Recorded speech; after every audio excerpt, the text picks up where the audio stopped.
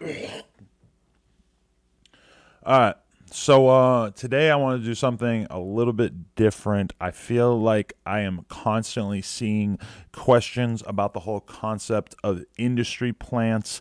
I'm constantly seeing people make videos about the concept of industry plants. I'm very interested in this because people keep involving my name in it, which is kind of a thing, just because I feel like, people have questions, people want answers. And, I'm trying to be transparent. I'm trying to be open. I want to be here to answer your questions about it. So let's just dive right into it. I have some thoughts. And then once I get my initial burst of thoughts about this issue out, I think then I'm going to turn over to the chat and also take a look at the donations to see what you guys are saying. So anyway, I got two people in the thumbnail who seem to be kind of at the forefront of the conversation about industry plants. Whenever people want to have this conversation, want to talk about this, it seems like those are usually the people that they're trying to call out. Baby Goth and Lil Jumex. And coincidentally, I made a video about Lil Jumex pretty much as soon as he came out on the scene. Oh, geez. And Baby Goth I've known since very beginning. I made a vlog at one of her shows before she even had music out. So, yeah, I guess I've kind of known her the whole way going forward, too. So, anyway, there are two people that people kind of try to pinpoint as being industry plants. But there's also a lot of other artists, too, like even Juice WRLD. Juice WRLD's somebody that we're real tight with, and Juice WRLD is somebody that I've seen people throw that accusation around about as well.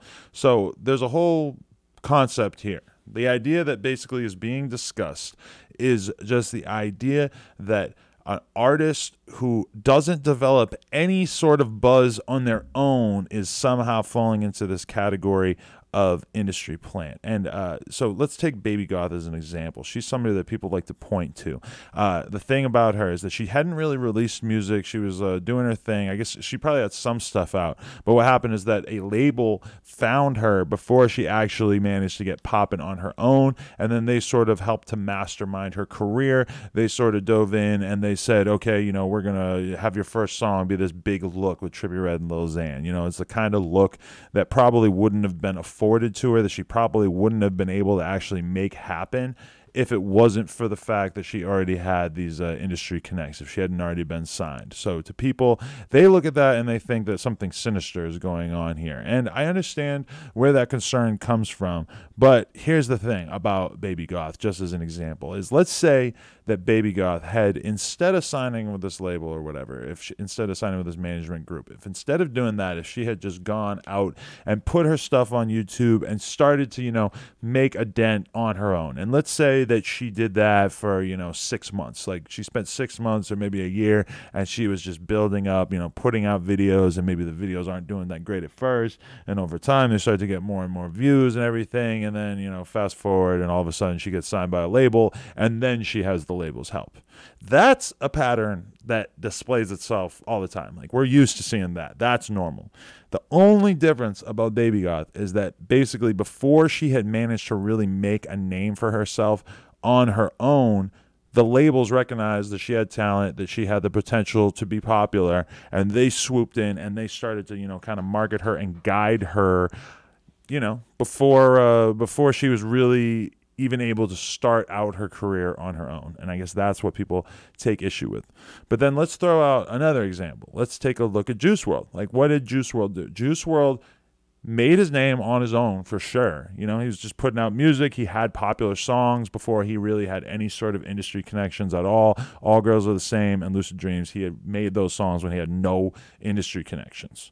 But, pretty soon after, he signed to a label. And he, before, when he did the label, then he starts to, get bigger and better looks, I suppose. He signed with a management group, and then he signs with a label from there.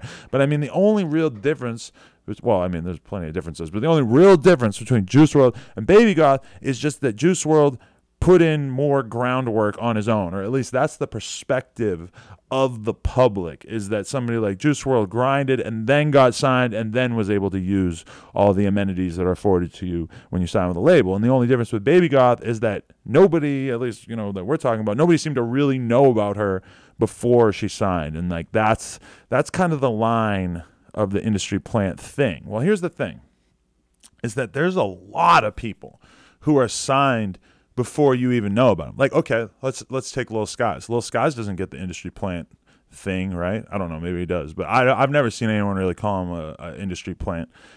Let's take a look at Lil Skies' career, though, because I can tell you guys that Lil Skies was basically signed before he really had any fans, I think. Like, I mean, he probably had popular songs on YouTube, you know, to a certain extent. He had gotten some stuff out there and started to make, you know, some kind of a dent. But Lil Skies was signed real early on, and nobody was really talking about it. Like, I just know that because I was basically signed to the same company that he was signed to, but he was signed pretty early on, and nobody's running around calling him an industry plant. And the only real difference there is that there was kind of a smoother rollout. Now, I mean, Lil Skies was putting in work like before he actually got signed, but when you think about it, if you're a label and you have an artist signed, it's kind of in your best interest to control their rollout so that the people who are watching don't necessarily put the industry plant tag on them. Like, okay, take Lil Jumex. He didn't go with the big time feature route for his two big songs that he has out on YouTube. It's not like he has crazy features or anything, but when you look at them and you hear the instrumentals and you're just kind of like, oh shit, like there's something going on here. Like this is clearly just not like a kid sitting in his room making this song on SoundCloud and then doing a video with his friend in the backyard. I mean, that when you think about a lot of the sort of underground rappers we've seen over the past few years, that was kind of the aesthetic that they came out with. When you look at somebody like Jumex, you know, he came out with this very, very polished visual presentation, you know, and that's not really something that we expect. Although really at the end of the day, I mean, anyone could go hire a fucking good video director to make their shit look super, super polished, and anyone could go out and work with a really, really high-end producer who, you know, is going to be able to make their stuff sound really good. But when you see Jumex's stuff, I think that's why people like to throw the industry plant tag at him, is just because of the fact that it just seems, when you look at it, it just feels a little bit too polished, a little bit too clean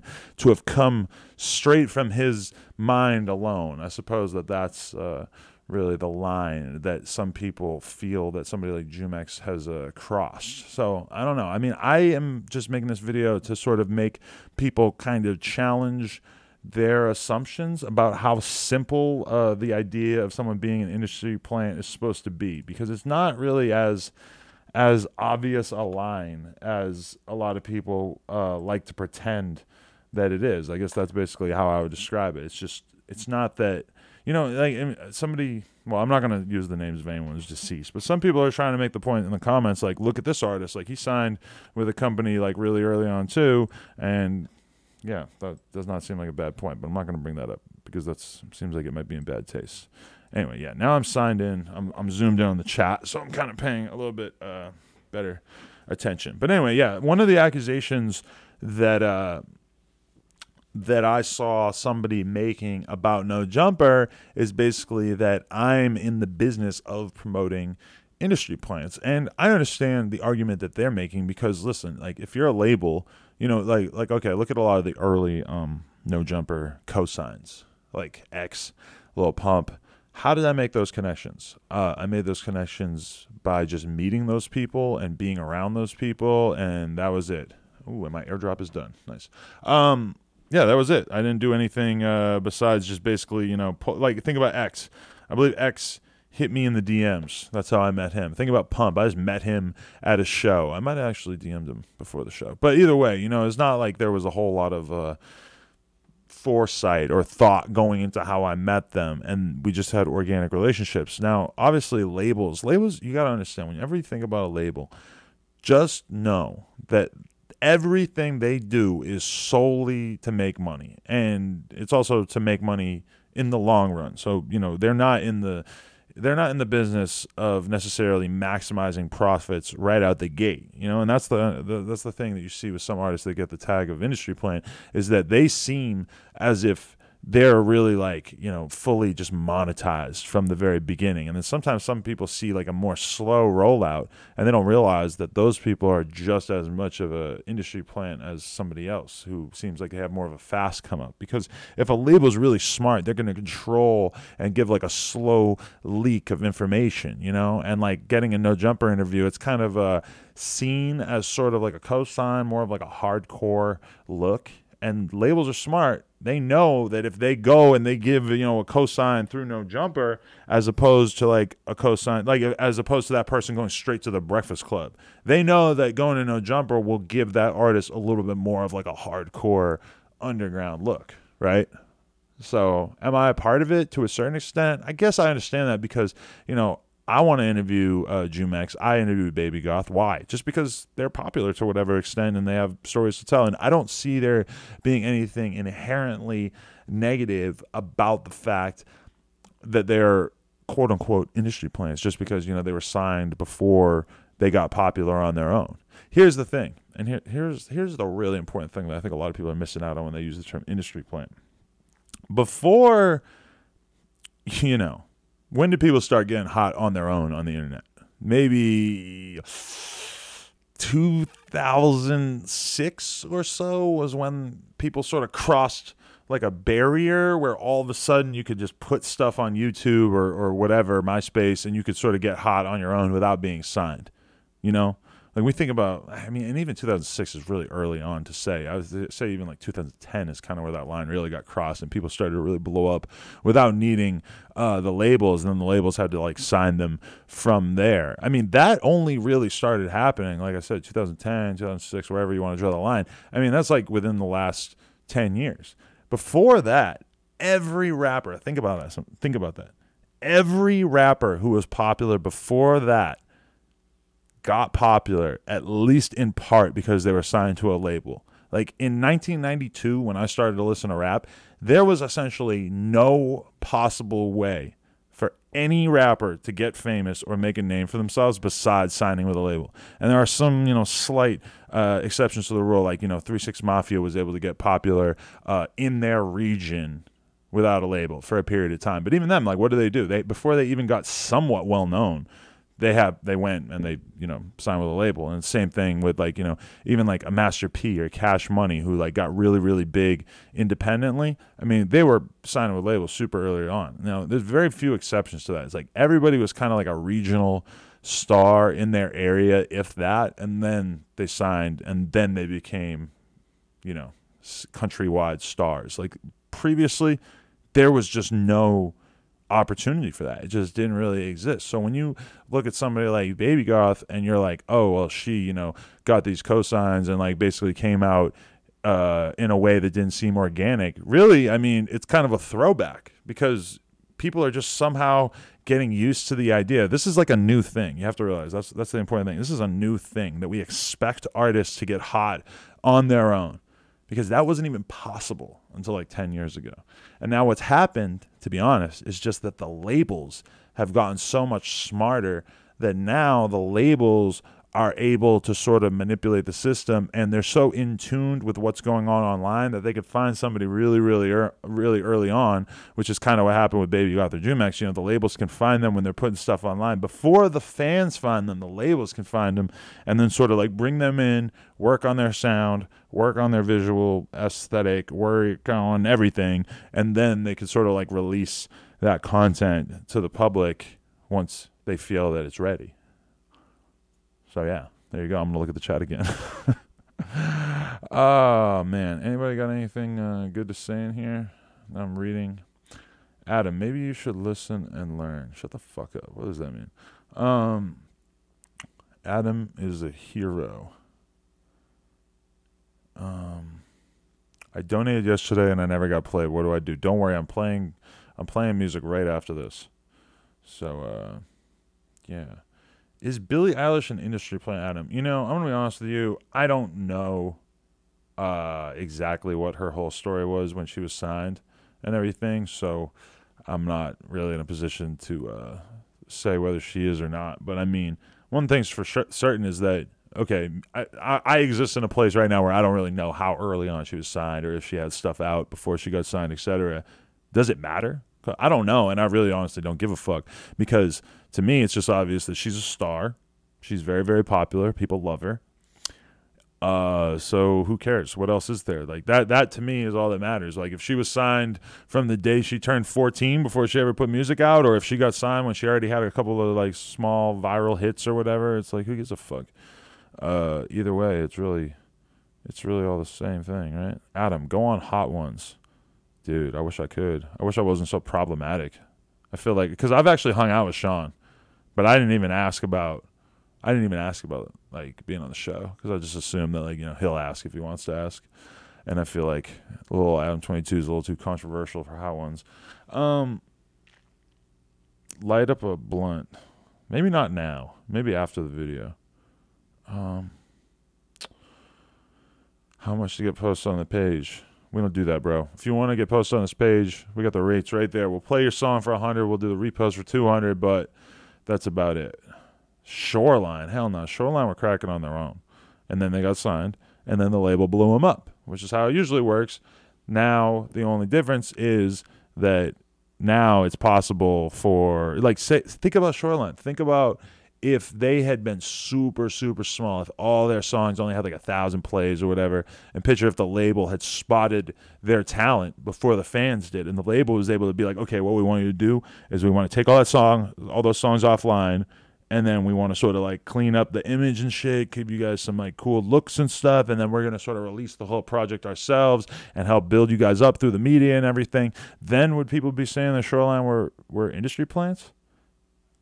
Because that's a conceivable scenario, right? That the label would have been able to say that to them before they got popular, and maybe the label would have been able to dive in there and sort of manipulate and control the situation.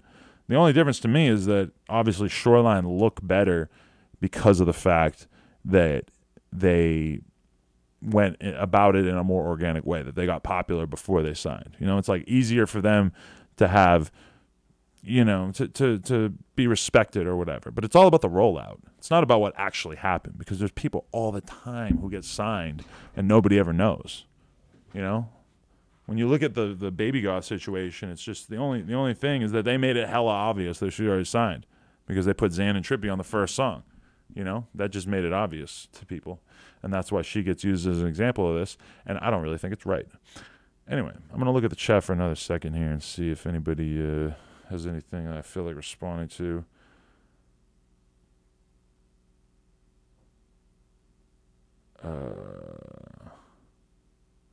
God, this shit is moving too fast. I can't even read it. How do you feel about Lil Sky's new album? That shit was cool. I listened to it once or twice. It was good. I got to listen to it some more.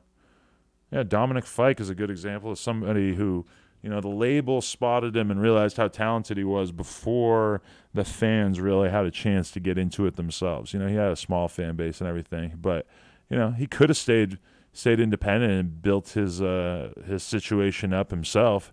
But instead, what he decided to do, he decided that instead he wanted to, you know, sign to a label and have them sort of guide him through it. I don't know how he feels about it. Maybe he thinks it was a mistake, but probably not. He's probably happy that he actually went about it in such a way that he was able to, you know, get like millions and millions of dollars before he even really got that big.